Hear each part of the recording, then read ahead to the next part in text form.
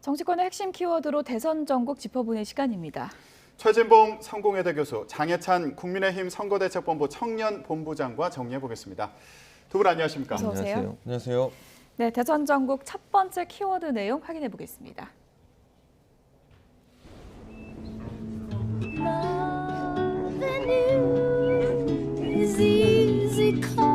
정권 교체를 위해서 우리 당의 이 공식 후보를 조건 없이 도와주고 지지하겠다고 말씀을 하셨고 그 기조는 지금도 변함이 없으시다고. 정권 교체에 집중을 해야지 어디 출마를 한다 이런 걸 논할 계제는 아닌 것 같습니다. 정권 교체를 위해서 어떤 일이든지 제가 도울 생각이 있고요. 이후에 대통령 만나러 가실 건가요? 지금 이후에? 지금 이후 아니라고 아직은 그럴 계획은 없습니다.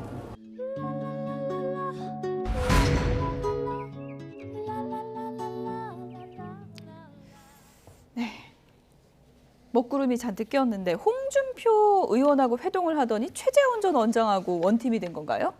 일단은 예. 이 최재형 전 원장 같은 경우도 국민의힘 경선 과정에서 많은 지지를 받았던 분이기 때문에 예. 함께 하자는 의지를 다진 것으로 해석을 해야 될 것 같고요.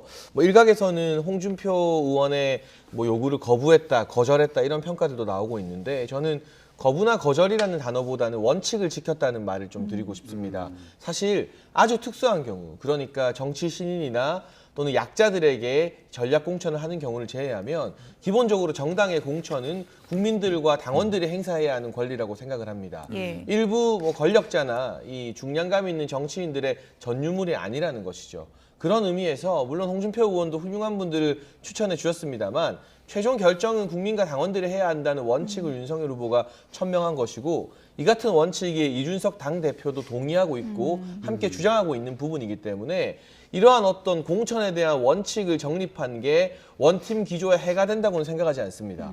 그리고 많은 국민과 또 정권 교체를 바라는 지지자분들은 원팀의 성사 여부를 사실 윤석열 후보와 이준석 대표의 화합으로 많이 바라보고 있지 이 홍준표 의원이나 아직까지 또 이 침묵하고 있는 유승민 의원 저는 결과적으로는 정권 교체라는 시대 정신 앞에서 윤석열 후보를 돕게 될 거라고 확신합니다만 지금의 이 같은 어떤 약간의 이견이 국민의힘의 원팀 기조라던가 함께하는 분위기에 크게 영향을 끼칠 정도로 여론에 영향을 미치지는 않을 거라고 생각을 합니다. 예. 원칙을 지켰다 이렇게 표현을 해주셨는데 이 상황을 보면서 이것도 궁금해서요. 아니 그래서 홍준표 의원한테 결국 남은 게 뭔가 지금 무슨 생각하고 있을까요? 제가 볼 때는 좀 황당하실 것 같아요. 제가 볼 때는. 왜냐하면 이제 최재형 전 원장 같은 경우도 지금 상황에서 그렇다고 홍준표 의원의 편을 들기도 애매하잖아요. 예. 최재형 전 원장 같은 경우에는 지금 윤석열 후보를 돕지 않는다고 하는 자세를 취하기가 어려워요, 사실은. 그런 상황에서 홍준표 의원의 편에 서기가 좀 어렵고 또 이런 얘기가 나오게 되니까 사실은 홍준표 의원에 대해서 비판 여론이 좀 높아지고 있거든요. 왜냐하면 이게 사실 그 자리를 가면서 또 다른 자리를 요구하는 이런 행태가 사실은 비판받는 지점이지 않습니까? 예. 특히 조건 없이 돕겠다면 문제가 안 되겠지만 돕는 과정에서 내가 가서 도와줄 테니까 내가 원하는 사람 전략 공천해달라. 이거는 정말 예전에 구태 정치의 원형이라고 볼 수 없어요. 그러니까 이거는 국민적 공감대를 얻어내기도 어렵고 당내에서도 반발이 커질 수밖에 없습니다. 특히 공천은 상당히 민감한 사안이거든요. 그러니까 당내 개파도 그렇고 알력 관계도 그렇고 이런 문제에 상당히 큰 영향을 미칠 수 있는 부분인데 이런 부분을 선대위에 들어가서 내가 도와주는 조건으로 얘기했다? 이건 좀 이해하기 어렵습니다. 그래서 제가 볼 때는 이걸 최재형 원장 입장에서도 전 원장 입장에서 돕기는 어렵고 동의하기 어려운 상황. 그럼 결국은 본인이 선택할 수 있는 방법은 윤석열 후보를 그냥 조건 없이 돕겠다 이렇게 가는 방법밖에 없어요. 그래서 제가 볼 때는 차후에 만약에 최재형 전 원장이 무슨 역할을 하는데도 그런 방향으로 가는 것이 맞다고 보여지기 때문에 홍준표 의원 입장에 상당히 좀 애매한 상황이 됐다 이렇게 볼 수 있을 것 같습니다. 예. 네, 장해찬 평론가님. 저희가 앞서서 지금 홍준표 의원의 공천 요구 논란에 대해서 얘기를 하고 있었는데 지금 홍준표 의원 측에서는 아주 지엽적인 걸로 나를 문제 삼았다. 이거는 윤핵관 때문이다. 이렇게 지적을 했거든요. 제가 사실은 우리 당의 이 정치인분들에 대해서 쓴소리 안 하고 싶습니다만 이준석 대표와 윤석열 후보 봉합하고 지금 선대위가 해체되고 선대본으로 개혁되고 사실은 많은 파격적인 변화 가운데 2030의 지지가 다 회복되어가는 이런 국면에서 이준석 대표도 윤핵관들 더 이상 문제되지 않는다고 말하고 있는 이 지점에서 홍준표 의원 측에서 다시 윤핵관이라는 잘못된 프레임을 꺼내든 것 정권 교체 열망하는 국민들 보기에 참 많이 실망스러운 일일 것 같습니다. 그리고 어떤 대선 후보도 그 주위에 측근들이 있고요. 측근들이 있는 것 자체가 결코 나쁜 일은 아닙니다. 그런데 지금은 사실 지난달부터 해서 이 윤핵관이라는 게 마치 부정적인 뜻으로 형성된 프레임이 되어 있었고 예. 어쨌거나 그런 국민적 우려의 시선을 윤석열 후보가 파격적인 선대본 개혁과 쇄신으로 다 벗어낸 이 시점에서 예. 다시 과거의 이야기, 과거의 단어를 끄집어내는 게 과연 누구에게 도움이 되는 일일까? 민주당이 가장 박수칠 일일까 하는 생각이 들고요. 이 같은 어떤 정치적인談판 과정에서 서로 간의 이견은 얼마든지 노출될 수 있습니다. 그런데 중요한 것은 서로의 이견을 노출시키고 비판하는 과정에서도 국민의힘 입장이라면 민주당이 좋아할 만한 그런 프레임이나 예. 그런 단어 사용은 지양해야 한다. 정권 교체가 우선이다. 네. 그리고 사실 국민들 보기에 대선에서도 아직 누구를 확실히 지지할지 결정 못한 분들이 많으실 텐데 예. 대선 승리가 확정되지도 않은 상황에서 뭐 이 재보궐이라던가 이후에 지방선거 공천에 대해서 미리 언급하는 게 자칫하면 오만해 보이고 샴페인을 예. 일찍 터트린 것으로 보일 수도 있기 때문에 특히 공천과 관련된 문제는 정치권에 몸담은 그 누구라도 매우 신중하고 예. 절제된 언어로 이야기해야 될 것 근데 같습니다. 간략하게요. 사실 홍준표 의원이 이준석 대표 내홍 때 이준석 대표를 상당히 옹호하는 발언을 많이 하지 않았습니까? 근데 이준석 대표 지금 입장을 보면은 홍준표 의원과 좀 선을 긋는 것 같은데 홍 의원 입장에서는 좀 섭섭하지 않을까 어떻게 보십니까? 정치라는 것은 인물을 예. 따라가는 것 이전에 가치를 따라가는 것이죠. 예. 이준석 대표는 일관되게 국민의당 안철수 후보와의 단일화 없다. 우리가 먼저 단일화 제시하지 않겠다는 입장을 밝히고 있는데 홍준표 의원은 단일화에 굉장히 적극적으로 알려지고 있습니다. 그리고 공천 역시도 이준석 대표는 특수한 경우를 제외하면 경선을 원칙으로 한다고 밝혔는데 홍준표 후보는 두 곳의 전략공천, 나아가서는 전체 다 전략공천해야 된다고 말씀하셨죠. 결국 가치가 다른 부분이기 때문에 그렇다면 어떤 개인적인 인연이나 과거의 어떤 사례보다는 지금의 가치가 다른 부분에 대해서는 또 제대로 말을 하고 짚어가는 것이 올바른 정치인의 자세가 아닌가 합니다. 국민의힘이 원팀을 이룰까 이 부분 관심 갖고 홍준표 의원과 그리고 윤석열 후보 간의 만남을 주목해서 봤는데 이 배경 중에 하나가 홍준표 의원이 2030의 지지를 많이 받는다는 분석 때문이었거든요. 이 부분엔 영향이 없을까요? 근데 사실 이제 이준석 대표가 다시 들어오고 난 뒤에 2030이 많은 부분 또 윤석열 후보 지지 쪽으로 돌아선 부분이 있어요. 그래서 물론 홍준표 의원이 가지고 있는 2030의 지지가 뭐 전혀 없다 볼 수는 없습니다. 그러나 많은 부분 또 윤석열 후보 지지율 회복에 2030이 지지세가 많이 늘어난 게 분명히 보이거든요. 그리고 정책적 부분이나 아니면 이제 메시지 관리에 있어서 2030들이 좋아할 만한 메시지를 소위 이대람이라고 하죠. 이런 분들을 향한 메시지를 던지면서 어느 정도 회복이 되고 있기 때문에 자신감이 붙은 것 같아요. 말씀드리면 국민의힘 입장에서는 홍준표 의원이 들어오지 않는다 하더라도 이준석 대표를 통해서 충분히 2030의 마음을 얻을 수 있는 그런 시스템이 돼 있다고 아마 자신감이 있기 때문에 예. 만약에 홍준표 의원이 뭐 끝까지 돕지 않는다 하더라도 이대로 가도 문제가 없을 것이다 이렇게 예. 판단한 것 같습니다. 네. 자, 국민의힘에서 이번 상황에 파장일지 이 부분 계속 주목이 되는 그런 상황인데요. 민주당에서도 당내 논란이 불거졌습니다. 다음 키워드 보여주시죠.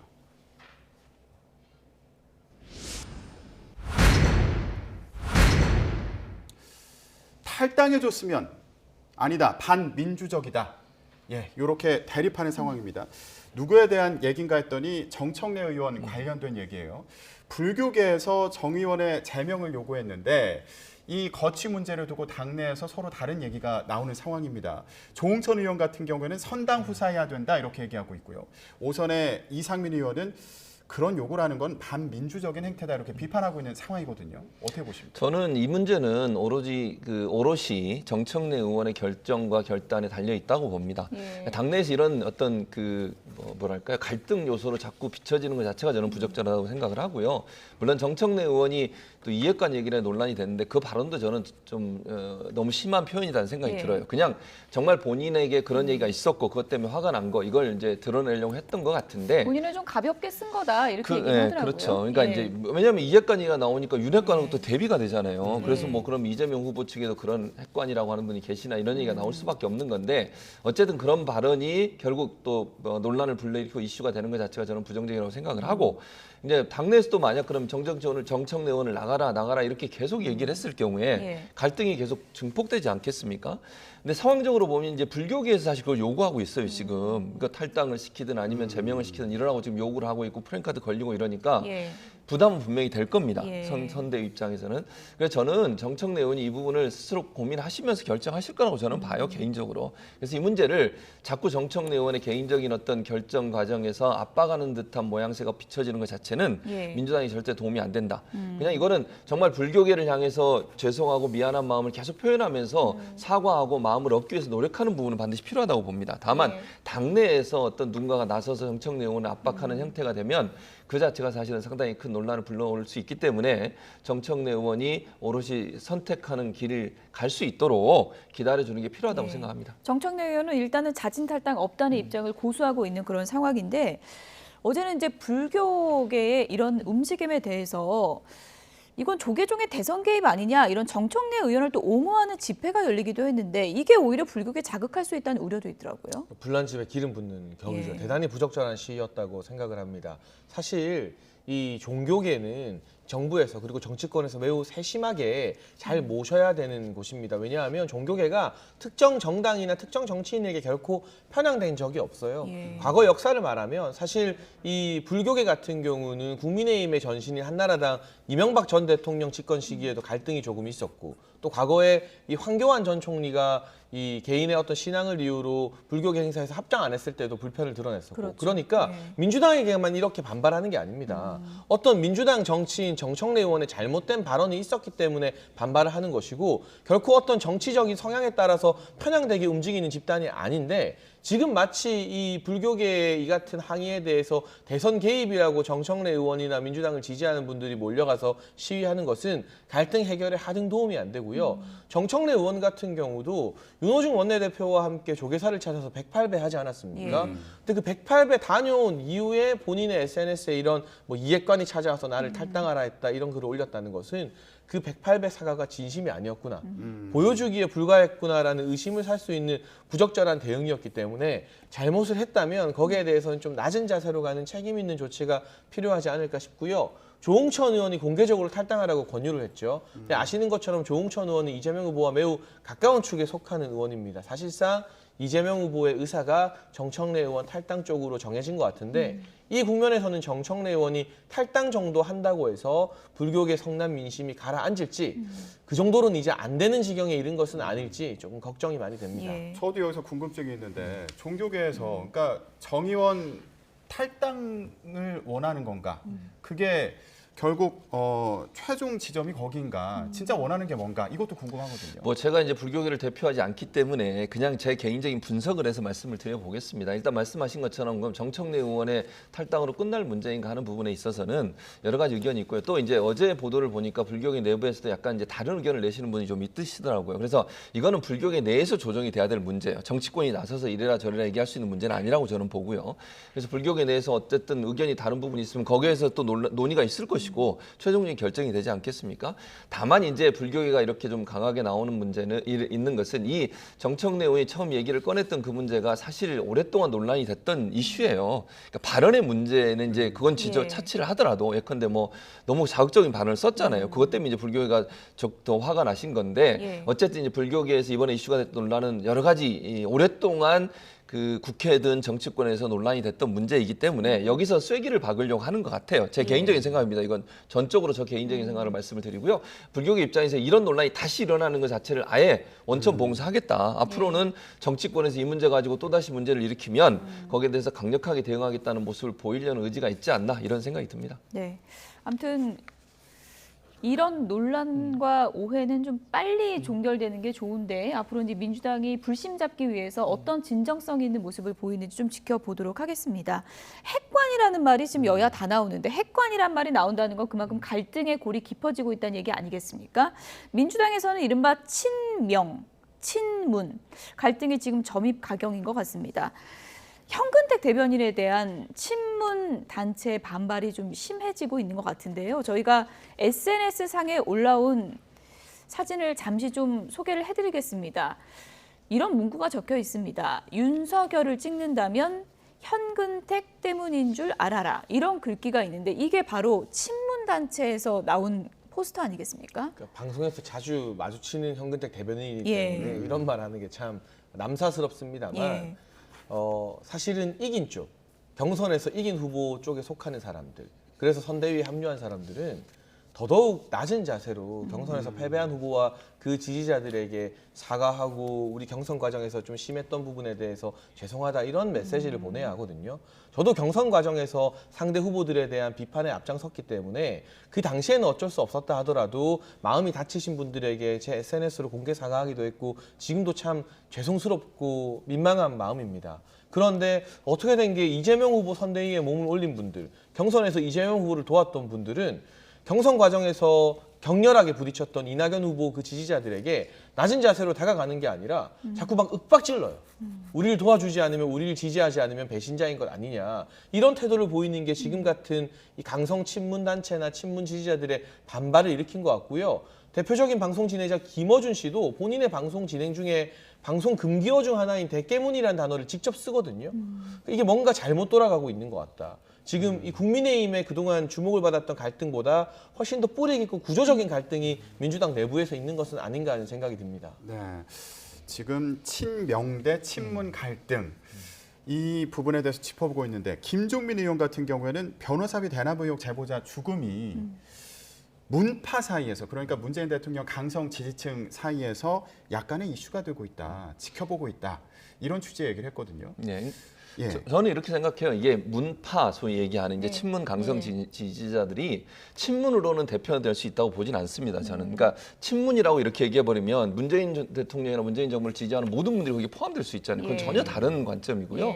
친문 진영들의 대부분은 이재명 후보를 지지하고 있어요. 근데 이 소위 이제 문파라고 하시는 분들은 예전에 이제 이재명 후보하고 문재인 대통령하고 경선했던 때가 있었잖아요. 대선 때.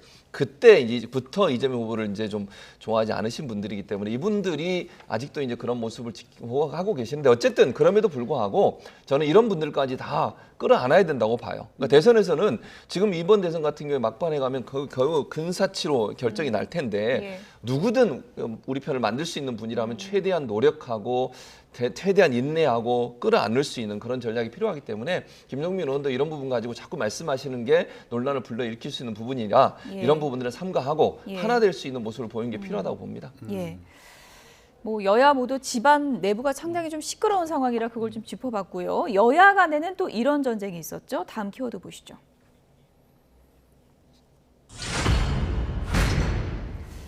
녹취록 전쟁이 벌어진 한 주였습니다. 여론의 향방은 어떨까요? 저희가 여론조사 2가지를 준비를 해봤습니다. 바로 보여주시죠.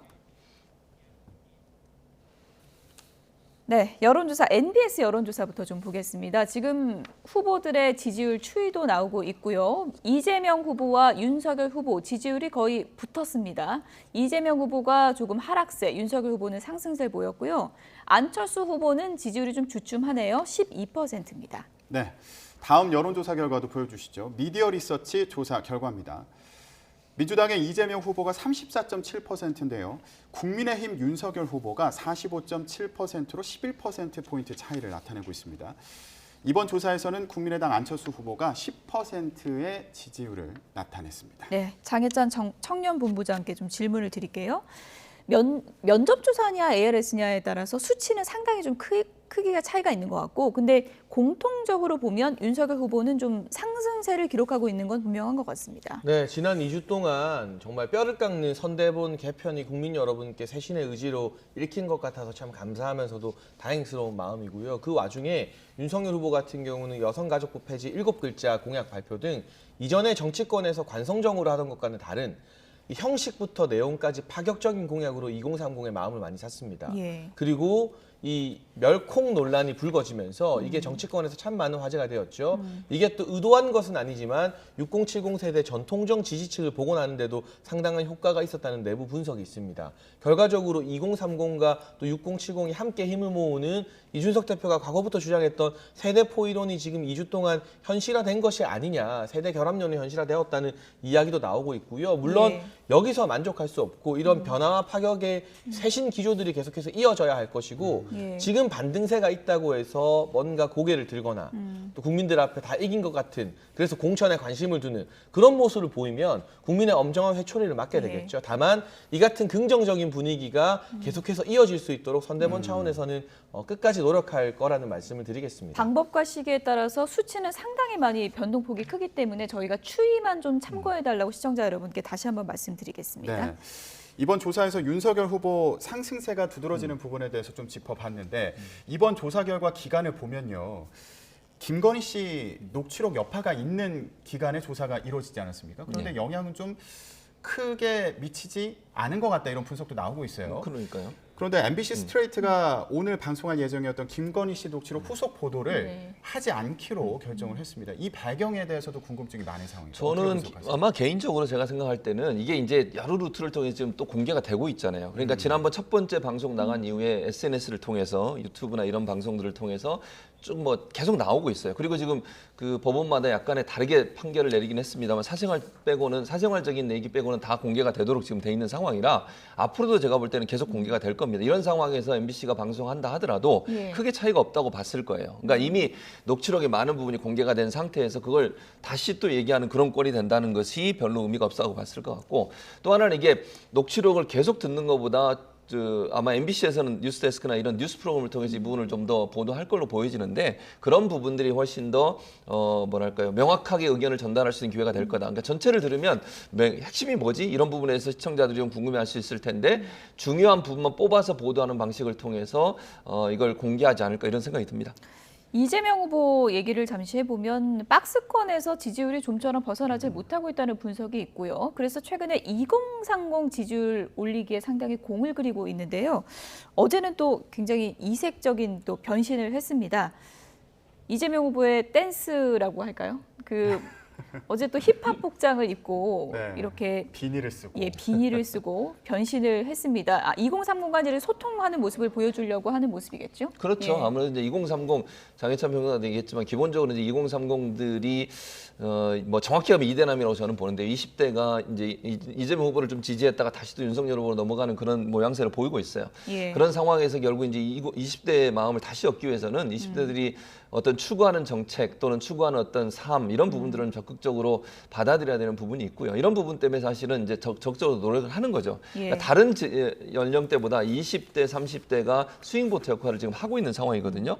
그들의 마음을 얻지 못하면 결국 대선에서 좋은 성과를 내기 어렵다는 부분들이 인식되고 있어서 예. 다시 2030의 세력들의 마음을 얻기 위해서 뭐 여러 가지 방법으로 다양한 방법으로 뭐 이것뿐만 아니라 정책적 부분도 많이 내놨거든요. 가상 자산 관련된 부분이나 이런 부분들을 통해서 2030에 좀 더 다가가려는 그런 정책을 보이고 있다고 말씀드릴 수 있겠습니다. 네, 그야말로 뭐 치열한 노력이 계속되고 있는 저희가 후리스 입은 이재명 네. 후보 모습까지 보여드렸습니다. 제가 짧게 신경 쓰고 좀 해야 될 말씀드리면 것 예. 같은데. 정책이나 공약이 아니라 예. 저렇게 젊은 사람들 복장 따라하고 춤추는 거요. 역풍 맞을 거고요. 예. 비슷한 걸 민주당 경선 과정에서 정세균 전 총리가 했는데 결과가 어떻게 됐죠? 중도 포기였습니다. 정세균의 전철을 밟고 있는 겁니다. 예, 호평과 혹평을 저희가 동시에 들려드렸는데 유권자분들이 이제 판단을 하시겠죠. 최지봉 성공회대 교수, 장해찬 국민의힘 선거대책본부 청년본부장 두 분이었습니다. 고맙습니다.